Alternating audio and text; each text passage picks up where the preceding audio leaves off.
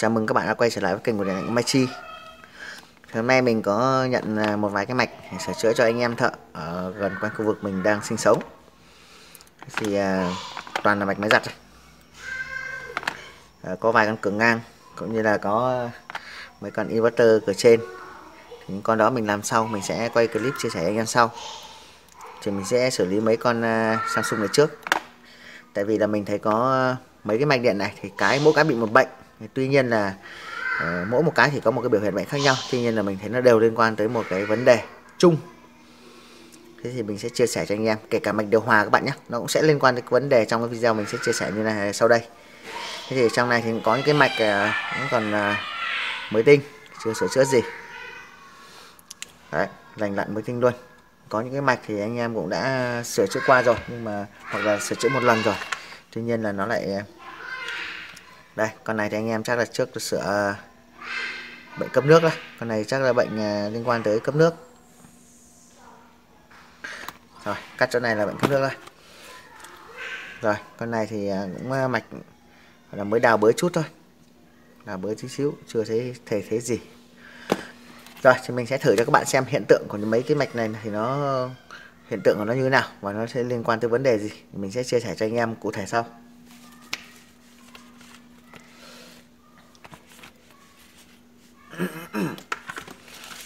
Rồi, mình sẽ thử từng cái mạch một. Rồi, mình sẽ tiến hành cắm điện ra thử tiếp xem cái mạch Samsung này nó gặp vấn đề gì.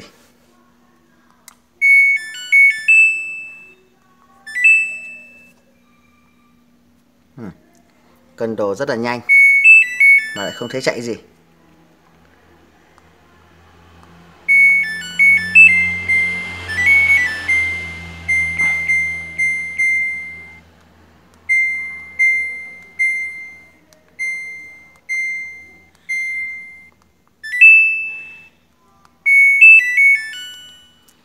Thao tác bàn phím tốt các bạn nhé.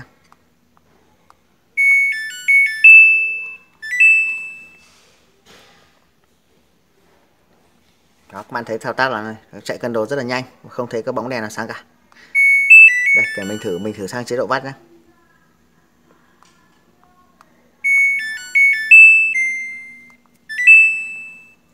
Quên, cái này là ring.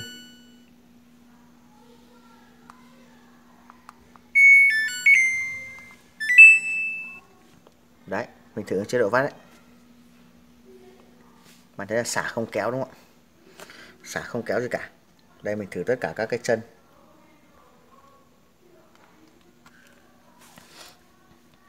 Rồi, giặt không chạy, vắt không chạy, thao tác tốt. Rồi, như vậy là một cái bệnh nữa. Rất nhiều cái ban bệnh Samsung. Rồi, sau khi mình đã cắt mạch hai cái mạch Samsung vào đây rồi thì mình cũng vẽ ra ngoài giấy để chia sẻ cho anh em cái ban bệnh này liên quan tới vấn đề gì. Thế thì cái ban bệnh này của cái máy giặt Samsung này cũng như một số cái dòng máy giặt khác, và cái bệnh này thì nó nguyên lý nó cũng tương tự và nó cũng xảy ra ở trên cái mạch điều hòa, và đặc biệt là những cái điều hòa mono hoặc là như con điều hòa Funiki. Đấy, thì bạn nào đã từng sửa rồi thì chắc có thể là đã biết, hoặc là cũng có thể là gặp phải rồi nhưng mà chưa sửa được.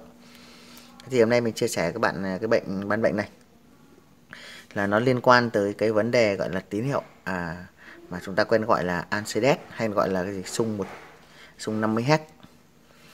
Một cái mạch có cái tên là ANSYDES. Đấy, thực ra ANSYDES là viết tắt của tiếng Anh các bạn ạ. Đó là từ AC detector, tức là một cái mạch nó theo dõi sự tăng giảm cái nguồn điện AC. Tại sao mà người ta cần phải có cái mạch này? Thì cái mạch này thì nó xuất hiện ở trong tất cả các mạch điện mà có con chiác hoặc là photo chiác tham gia điều khiển cái tốc độ cho cái động cơ hay cho cái motor, thì nó hay có cái mạch này các bạn nhé. Thì cái mạch này viết tắt là ACDS, và tác dụng của nó chính là theo dõi sự tăng giảm của nguồn điện AC. Thì đây, cái mạch này ta ghi là ACDS đi.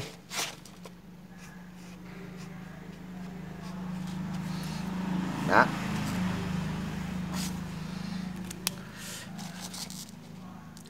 Thì ở đây tương tự như cái mạch điện này thì mình sẽ vẽ cho các bạn thì mạch AC của cái máy giặt Samsung này thì nó bắt nguồn từ đâu ạ? Thế thì từ cái jack cắm nguồn, các bạn thấy ở đây có 2 chân, có 3 chân. Jack cắm này có 3 chân này. Đấy, mình vẽ từ đây này. Jack cắm này có 3 chân thì các bạn thấy là có một dây N, dây L và một dây gì? Dây ra chân jack ra chân trung cấp cho các phụ tải. Thế thì cái dây L này thì nó cấp vào các cái chân T1 của chiếc này. Đó, các bạn thấy nó cấp chân T1 chiếc. Đấy, thế thì cái chân N thì người ta sẽ đi vào tiếp điểm của dơ le các bạn nhé. Rồi khi con dơ le này đóng thì nó ra một cái chân, người ta gọi là chân out, chân trung cho các phụ tải, cấp điện chân trung cho các phụ tải. Còn chân còn lại là phụ thuộc vào các jack cấp ra các bạn nhé. Thế thì trên cái chân trung này thì người ta có một cái đường mạch, người ta sẽ chạy đi qua một con diode để nắn điện áp thành điện áp một chiều, rồi cấp vào chân 1 của một con IC quang. Đấy, thì người ta cấp vào chân 1 của IC quang. Đây thì mình vừa nói, mình sẽ vừa giới thiệu trên cái mạch điện luôn đi. Bạn chờ xíu xíu, mình sẽ xếp cái mạch điện vào đây. Đó, thì mình sẽ giới thiệu và mình sẽ giới thiệu trực tiếp trên mạch điện đi, vừa trên sơ đồ và trên mạch điện để cho chúng ta nắm được. Thế thì đây các bạn nhé, thì các bạn lần mạch các bạn sẽ thấy là tại cái vị trí 3 jack cắm này. Đó, đây mình chỉ này, cái dây chân L này thì nó sẽ đi vào các cái chân đi xuống đây vào các chân T1 của chiếc này, chiếc trái phải này, chiếc hai này trái phải các bạn nhé. Và cái dây này nó sẽ chạy vòng lên theo cái đường mạch này vào các cái chân T2. Đây các bạn thấy là cái đường mạch chạy vào chân T2 của chiếc xả này, T2 chiếc cấp nước này. Đó, bạn thấy chưa? Rồi thì là chân T2 của mấy cái con van 3, con này van 3 các bạn nhé, van cấp nước 3 và một xả là 4. Đấy. Thế thì cái nguồn N thì các bạn thấy là nó đi vào cái chân vòng vòng vào chân của dơ le này. Để khi con dơ le này đóng thì nó sẽ ra cái gì? Nó sẽ chạy vòng qua đây để lên cái chân out. Đấy thì mình đã vẽ trên sơ đồ đây. Thì tại cái vị trí chân out của con dơ le này, tức là cái tiếp điểm này, thì các bạn sẽ thấy là người ta sẽ đi qua một con diode này. Đấy, diode này nắn này, chạy dọc theo đường mạch vào đây và cấp vào chân 1 của con IC quang đầu tiên các bạn nhìn thấy này. Con này trên máy in người ta ghi là PC1 các bạn nhé, còn con bên cạnh này ghi là PC4. Thế thì một cái đường mạch nữa, đó đây, một cái đường mạch nữa, đó là các bạn thấy là một chân nguồn thì là gì? Đi qua diode này vào chân 1 IC quang này. Một cái chân nguồn còn lại người ta lấy từ chân gì? Chân L, tức là chân các cái nguồn đi vào chân T1 của chiếc ấy, người ta đi qua con điện trở 100k. Rồi người ta cấp vào chân 2 của con photo quang. Con photo quang này là con PC1 các bạn nhé. Thế thì đấy là nguyên lý của cái nguồn của cái mạch AC-DEP. Thì cái mạch này thì con IC quang này thì là con IC quang AC và người ta chỉ lấy tín hiệu 50Hz. Cho nên là tại sao lại biết là nó sử dụng lấy tín hiệu 50Hz ạ? Thì mình sẽ chia sẻ cho các bạn vì sao mình có thể thay con này nếu hư hỏng, chúng ta thay con IC quang này bằng con PC817. Còn con bên cạnh này thì tí mình sẽ giới thiệu các bạn là nó sẽ dùng con chúng ta có thể thay bằng con 814. Đặc biệt những đời trước Samsung là dùng chắc chắn 814 rồi các bạn nhé. Nó là IC quang AC. Thì như nhìn vào đâu để các bạn biết là nó sử dụng IC quang là AC hay là DC. Đó là nhìn vào cái mạch thiết kế cũng như là tên của linh kiện. Thì các bạn thấy là một cái chân từ pha N, tức là chân tiếp điểm chung của dơ le, người ta đi qua diode, tức là đã trở thành điện một chiều các bạn nhé. Nắn qua diode thành điện một chiều và nắn một diode cấp vào chân 1 IC quang. Chân còn lại thì người ta hạn dòng qua trở 100k. Đấy, tại vị trí chân 12 của IC quang này thì người ta có gắn một con tụ, một tụ dập xung. Đây, mình chỉ vị trí thực tế linh kiện trên mạch điện này. Thì diode các bạn thấy rồi, và người ta sẽ đi qua con trở 100k nằm góc này các bạn nhé. Đây. Thì ta lật mạch lại thì các bạn thấy là nguồn cấp L sẽ đi qua vào chân T1 của hai chiếc này và đồng thời thì đi qua một con trở. Đấy, con trở đây. Nó đi từ đây sang đây, cấp vào chân 2 của IC quang này. Thì con trở này chính là con trở này các bạn nhé. Đó, con này con 100k. Để trở này là 100k các bạn nhé, 2W. Rồi, thế thì cái ban bệnh này lý do gì, những lý do gì sẽ dẫn đến làm nó mất AC-DEP? Lý do đầu tiên đó là con dơ le này không hoạt động. Các bạn phải để đấy, dơ le này không hoạt động đúng không ạ? Là một trong những nguyên nhân làm mất AC-DEP. Đầu tiên là con dơ le này không hoạt động chưa đã. Rồi. Nguyên nhân thứ hai mà cũng hay hư hỏng thứ nhì đó là gì? cái con IC quang này bị hư hỏng nhá. Con IC quang này bị hư hỏng thì cũng dẫn đến là bị mất tín hiệu ACDS, tức là mất tín hiệu 50 Hz. Cái con diode này bị hư hỏng thì cũng là mất tín hiệu ACDS. Cái đường mạch chạy từ đây đi vào đến chân của 12 của IC quang mà bị hư hỏng, tức là cái đường mạch này bị đứt thì cũng là mất. Vì Samsung thì các bạn biết là cái mạch điện nó rất là đường mạch rất là yếu đúng không ạ? Thì nếu mà nó bị oxy hóa đứt cái đường mạch này thì cũng là làm cho IC quang này không hoạt động, là cũng mất ACDS. Con trở này mà chết thì cũng mất ACDS. Tuy nhiên con trở này và diode này theo mình là kinh nghiệm của mình thì gần như là nó không hư hỏng. Thế thì nguyên nhân chính chỉ có 3 nguyên nhân là hay xảy ra nhất đối với cái máy này. Đó là một là con dơ le này nó không hoạt động các bạn nhé. Đường mạch có thể cái mạch điều khiển của con dơ le nó bị hư hỏng hay là dơ le nó bị hỏng, thì cái đó thì các bạn sửa chữa thì các bạn phải tự nghiên cứu. Thế còn đối với cái mạch điện này thì khi các bạn bật nguồn lên thì các bạn sẽ thấy dơ le đóng luôn. Nếu không đóng được thì các bạn chỉ cần điều tra là gì, vì sao con dơ le này nó không hoạt động. Có thể bị đứt mạch đường nguồn cấp điện và vận hút. Thì cái vấn đề về dơ le thì mình không nói nữa, các bạn sửa thì cái nó là vấn đề nhỏ rồi. Thế thì mình chỉ vạch ra những nguyên nhân hay bị xảy ra dẫn đến bệnh bị mất tín hiệu ACDS thôi. Một là dơ le không làm việc này, thứ hai là gì, đứt đường mạch này, thứ ba là hư hỏng IC quang, và photo quang ấy. Thì tuy nhiên ngoài những nguyên nhân đó ra thì có một nguyên nhân nữa mình chia sẻ cho các bạn biết, đó là cái con tụ. Đây là cái kinh nghiệm của mình nhé, thì không phải ai cũng chia sẻ những cái kinh nghiệm mà xương máu cả. Tuy nhiên thì mình đã chia sẻ cho anh em, mình không tiếc gì cả. Nếu anh em thấy video này hay và hữu ích thì thôi thì nếu mà nó hữu ích cho anh em, có thể giúp anh em được thì thôi thì anh em thì mình cũng chả cho nhau được cái gì cả, thì chỉ cho nhau được cái kiến thức. Thì anh em ủng hộ bằng cách là like video để tạo cái động lực cho người làm video cho mình, cho anh em tham khảo. Thế thì mình chia sẻ cho anh em một cái kinh nghiệm, đó là gì, cái con tụ C16 này đấy, nó bị hư hỏng các bạn thấy không. Còn nếu con tụ C16 này nó là một con tụ dán. Đây mình chỉ cho các bạn xem nhé. Đây con tụ dán nằm ở dưới lớp keo này, nó bé tí này đấy, các bạn thấy chưa. Thế thì con tụ này nó cũng rất hay xảy ra hư hỏng. Khi nó xảy ra hư hỏng nó sẽ làm cho gì, mất điện áp ở cái chân 12 của IC quang. Tức là gì, nó sẽ xả từ cái pha L về pha N đấy. Tức là cái nguồn điện của chúng ta là gì, nắn lọc một chiều này đi qua diode này lên con tụ này thì sẽ gì, về luôn cái pha còn lại của nó luôn, về pha L luôn. Vì do nó bị chập mà, bạn hiểu chưa, nó bị dò hoặc bị chập. Thì đấy là cái kinh nghiệm của mình. Nếu bị hư hỏng con này thì rất ít các bạn không hay để ý đến. Nó bị hư hỏng thì nó sẽ dẫn đến là mất điện áp nuôi cho chân 12 IC quang này, và dẫn đến IC quang này không làm việc. Kể cả các bạn có thay IC quang khác cũng vẫn không khỏi bệnh, bởi vì bản chất IC quang không hỏng mà là bị chạm chập con tụ C16, con tụ dán này. Rồi thì tí nữa mình sẽ kiểm tra và sửa chữa xem là cái bệnh của cái máy giặt nó sẽ từng cái máy một nó sẽ hư hỏng về vấn đề gì. Thì tuy nhiên là mình chia sẻ cho anh em biết đó là nguyên nhân liên quan đến bị mất ACDS. Mất ACDS là có nhiều kiểu, một là mất hẳn, hai là gì, hai là cái con tụ này nó không hỏng, tuy nhiên là cái con này nó bị dò, dẫn đến là nó hoạt động, hoặc là con bóng ở trong này nó bị hư hỏng ở dạng dò nhẹ, dẫn đến là cái tín hiệu nó không chính xác, dẫn đến là nó đổ ra các cái hiện tượng bệnh khác nhau. Rồi thì mình chia sẻ luôn, xong thì tí nữa mình sẽ giới thiệu cho anh em biết là vì sao mình nhìn vào mình có thể biết con nào dùng xi quang DC, con nào dùng AC, và mình thay thế con nào cho phù hợp. Rồi thì các bạn thấy là con IC quang này thì con led này nó cần phải có điện một chiều để hoạt động đúng không ạ? Đi qua diode này chính là thành điện một chiều rồi. Thế còn con IC quang thứ hai nằm bên cạnh này nó là con IC quang gì? Nó được thiết kế như nào? Con này các bạn có thể gọi nó là cái mạch cân đồ. Đấy, cũng được. Thì vì các bạn thấy này, các bạn để ý này, lại cái chân T2 ra, hai cái chân ra motor, hai cái chân T2 của hai chiếc trái phải. Thì các bạn thấy tại chân T2 người ta sẽ lấy tín hiệu đi qua con trở 2,7K. Đây, trên được máy in mình chỉ cho các bạn đây. Đi qua điện trở 2,7K nằm ngay cạnh han tụ này. Thấy các bạn nhé. Chân T2 đây. Một chân T2 đi qua trở này. Về chân số 2 của IC quang PC4, con này ký hiệu trên mạch in là PC4 các bạn nhé.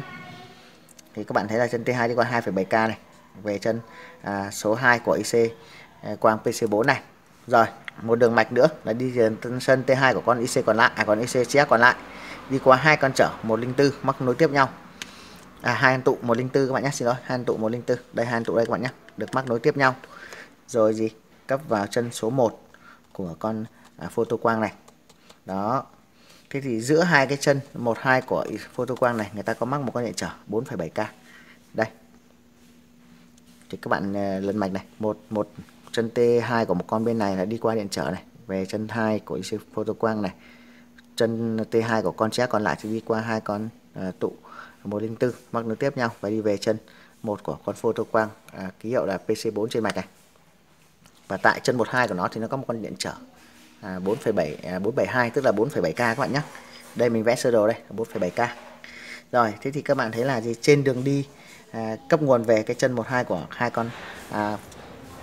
chân 12 của con photo quang này thì các bạn thấy là không hề có cái diode không hề có diode đúng không ạ? Để nắn chỉnh nguồn điện, như vậy là chắc chắn tín hiệu đây là tín hiệu điện AC. Thế nhưng mà tại sao lại tín hiệu AC mà nó vẫn hoạt động được, mà tín hiệu DC nó cũng hoạt động được? Thế thì nó khác nhau ở chỗ là như này. Cái tín hiệu DC ấy, thì nó chỉ thì nó chỉ cái con photo quang ấy, nó chỉ có một con led ở chân 12 thôi. Thì nó chỉ cấp đúng điện là gì? Chân 1 là điện áp dương, chân 2 là điện áp âm chẳng hạn, thì nó mới sáng được con led trong này lên. Thế đối với con AC ấy, thì nếu mà chỉ dùng một cái con này thôi thì nó chỉ sáng được ở một nửa chu kỳ thôi, nửa chu kỳ còn lại. Vì dòng điện của chúng ta là gì? Đổi chiều đúng không ạ? Đổi chiều tức là đổi cực đúng không ạ? Thế thì nó chỉ sáng được một con thôi. Thế thì người ta sẽ dùng con photo quang này là con photo quang AC. Thì ở chân 12 sẽ có hai con led các bạn nhé, hai con led mắc ngược đầu đuôi nhau. Tức là gì? Ở cái chiều mà chân 1 là dương thì con trên sáng, chân 2 là âm là con trên sáng. Ở cái chiều đổi pha còn lại thì gì? Thì cái chân điện áp ở chân 1 lại thành âm, chân 2 lại thành dương thì con dưới sáng. Như vậy là chân 12 của nó có hai con led mắc cực đầu đuôi nhau. Rồi thì mình chia sẻ cho các bạn một chút nữa là làm thế nào, tại sao lại chúng ta lại biết con này nó chỉ có 50Hz mà con này thì lại 100Hz. Thế thì nó như này các bạn nhé. Mình chia sẻ cho các bạn nó như này. Rồi, mình quay lại với cái sơ đồ này thì mình đã vẽ sơ qua ở đây để cho anh em ta hình dung cho nó dễ. Theo như các bạn đã biết đấy, thì cái nguồn điện AC của chúng ta là nguồn điện xoay chiều và có tần số là 50Hz, tức là gì? Trong một cái chu kỳ thì nó sẽ đổi chiều 50 lần trên 1 giây. Thế thì nếu các bạn sử dụng cái mạch nắn mà sử dụng một diode như này thôi, thế thì có phải là các bạn sử dụng một diode đấy, thì diode của chúng ta thì các bạn biết rồi, nó chỉ hoạt động ở phân cực dương, tức là gì? Anode là dương và cathode là âm, thì nó cho dòng điện đi qua theo một chiều. Thế thì nếu mà chúng ta sử dụng một mạch nắn một diode đấy, thì các bạn thấy là nó chỉ nắn được ở cái bán chu kỳ dương này thôi. Còn cái chu kỳ đổi chiều tức là âm này thì nó không hoạt động, tức là chỉ nắn được những cái đỉnh dương ở trên thôi. Thế thì dòng nguồn điện của ta là điện xoay chiều 50Hz, 50Hz thì nó chỉ nắn được 50 cái đỉnh dương này. Như vậy người ta gọi là gì? Như vậy là như vậy chúng ta nắn được 50 cái đỉnh thì tức là gì? Tần số chúng ta nắn được là 50Hz các bạn nhé.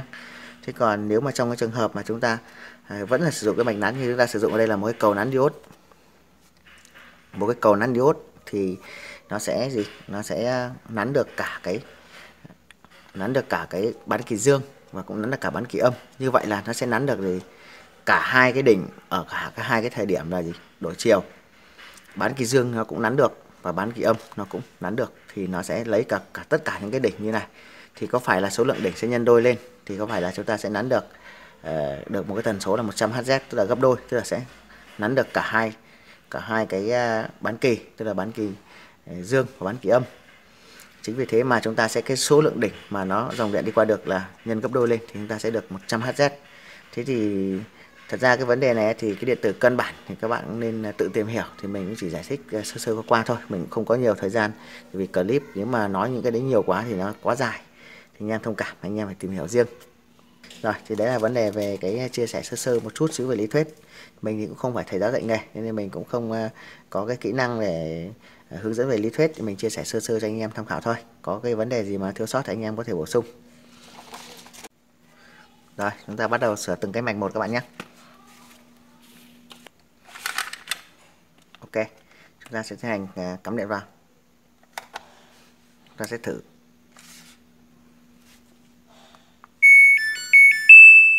Con này vẫn nhớ các bạn này.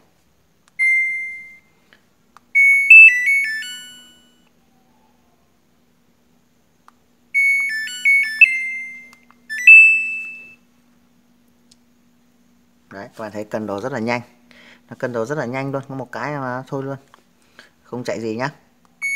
Ok, bây giờ chúng ta sẽ kiểm tra theo cái chia sẻ này. Như vậy đầu tiên chúng ta sẽ kiểm tra theo cái sơ đồ mình chia sẻ này. Đầu tiên chúng ta sẽ kiểm tra xem con dưa le này hoạt động không. Để kiểm tra con dưa le hoạt động không, chúng ta sẽ đo luôn cái chân gì L và cái chân ra này, cái chân out này của nó. Chúng ta sẽ đo và tắt bật nguồn. Nếu nó có điện 220 ở đây này, tức là gì? Cái tín hiệu chân N đã chạy qua dưa le và dưa le đã hoạt động rồi các bạn nhé. Rồi tiếp theo chúng ta sẽ kiểm tra xem là ở chân 12 của IC quang này đã có điện áp hay chưa. Nếu như có điện áp mà có điện áp ở đây rồi thì là có thể là IC quang này bị hỏng, chúng ta phải nhấc ra. Chúng ta nhấc ra ngoài chúng ta kiểm tra. Còn nếu mất điện áp thì chúng ta sẽ kiểm tra cho mình. Nếu bị mất điện áp chân 12 mà đo và không có điện áp, chúng ta sẽ kiểm tra cho mình diode, điện trở, tụ. Ok chưa? Rồi. Đầu tiên mình sẽ đo xem con dưa le đã chạy hay chưa. Chúng ta cắm điện vào này. Chúng ta sẽ đo luôn chân 13 cái rắc này các bạn nhé. Các bạn thấy là gì? Chưa có điện đúng không? Bật nguồn này. Đấy, chúng ta bật nguồn, chúng ta tắt bật nguồn mà nó có mất là dưa le ok. Rồi, nó nhả dưa le rồi. Rồi. Như vậy là dưa le ok đúng không các bạn? Rồi. Chúng ta sẽ lại tiếp tục đo cho mình xem. Cái bước đo này là đo có điện các bạn nhé, cho nên chúng ta phải làm hết sức cẩn thận, nhỡ nó chạm chập. Rồi, thì chúng ta sẽ phải cắm điện vào. Và chúng ta phải bật nguồn lên cái đã. Bật nguồn lên để cho con dưa le nó đóng. Rồi sau đấy chúng ta sẽ đo cho mình cái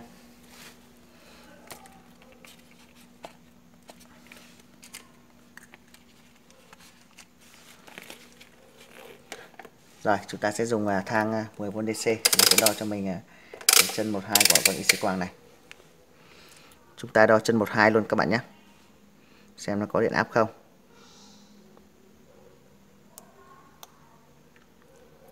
Có các bạn ạ, nhưng một tí thôi. Đó các bạn thấy chưa, có điện áp một chút xíu thôi. Rồi chúng ta sẽ rút điện ra. Chúng ta sẽ đo kiểm tra cho mình. Chúng ta sẽ đo luôn cái chân 12. Chúng ta đo luôn chân 12 này, hay là đo con tụ này, chính là đo chân 12 này các bạn nhé, vì cái con tụ này mắc song chân 12. Chúng ta sẽ kiểm tra ngay từ đây trở đi, xong chúng ta sẽ kiểm tra diode và rồi mình đảo que này, các bạn nhìn đấy, các bạn để ý đồng hồ lên này. Đấy.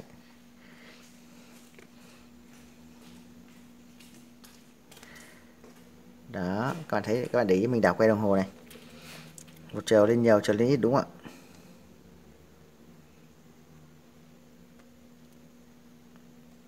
Đó, chiều lên nhiều, chiều lên ít các bạn nhé. Như vậy là có một chút điện áp nhỏ. Nếu đã có điện áp nhỏ thì chắc chắn là con điện trở và con diode đây là chưa chắc đã hỏng, nhưng chúng ta sẽ đo luôn. Ta sẽ đo cho mình con diode này luôn. Ok, một chiều lên, một chiều không lên này. Và chúng ta sẽ đo cho mình cái đoạn mạch này luôn. Chúng ta sẽ đo luôn cái đoạn mạch từ diode này vào đến chân 1 của IC quang luôn, xem nó có bị đứt không.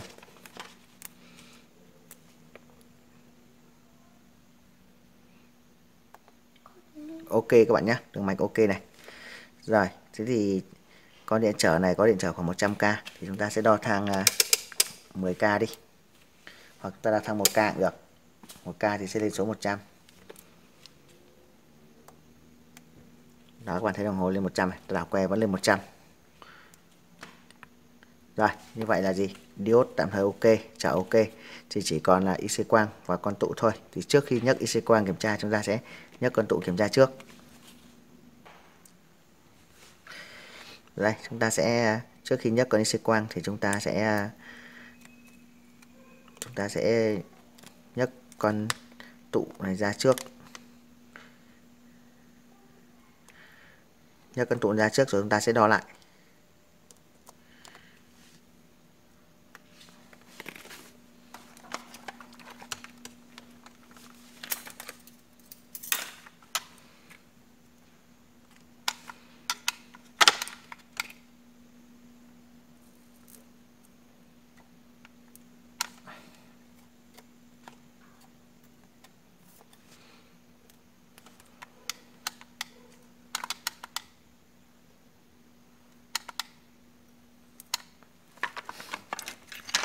Rồi, mình đã nhấc con tụ ra rồi thì chúng ta sẽ đo thử con tụ này luôn. Chúng ta sẽ đo luôn các bạn nhé.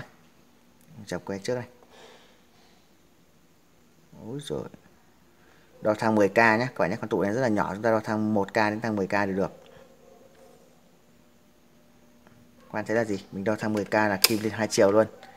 Mình đo thang 1k này. Cái này các bạn nên hàn vào cái mối thiếc nào chúng ta đo nó sẽ dễ hơn. Tuy nhiên là mình lười, mình sẽ đo luôn. Và các bạn thấy là đo thang 1k kim lên này. Giờ mình sẽ cắm điện vào và mình sẽ đo xem là cái mình thò tay bật nguồn cái đã.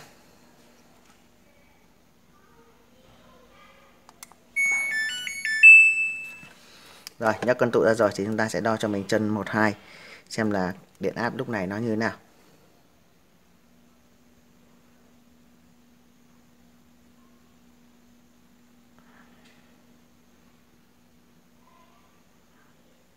Đó, các bạn đo vào chúng ta thấy thì kim chỉ nhún một cái thôi đúng không ạ? Rồi, ta sẽ lật cái mạch lại, ta thử xem sao. Kim chỉ nhún một cái thôi thì chứng tỏ là nó đã gì? Nó đã chạy con IC quang đó rồi.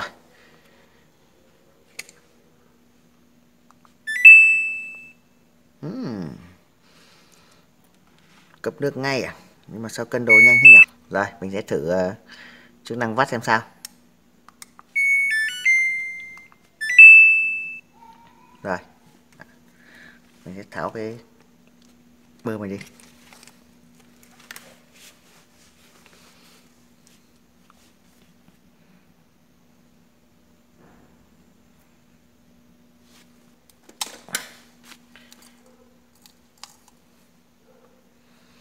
Có khả năng là cái phao này của mình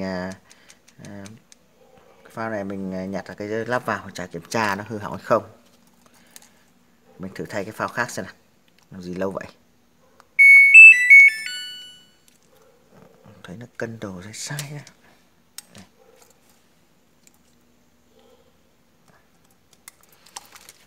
Rồi, ta thử cân đồ lại xem nào. Đấy, các bạn thấy là gì? Cái phao này mình có vấn đề các bạn ạ. Nó phải cân đồ. Đó là lúc trước mình thấy nghi nghi rồi. Là gì? Nó phải cân đồ hai cái động cơ chứ. Lúc trước mình đã thấy nghi nghi rồi các bạn nhé. Như vậy cái phao này của mình bị hư hỏng rồi. Đó. Phải thế chứ. Cái gì mà chúng ta thấy nghi thì chúng ta phải nhìn thấy nó khác lạ, chúng ta phải nghi ngay.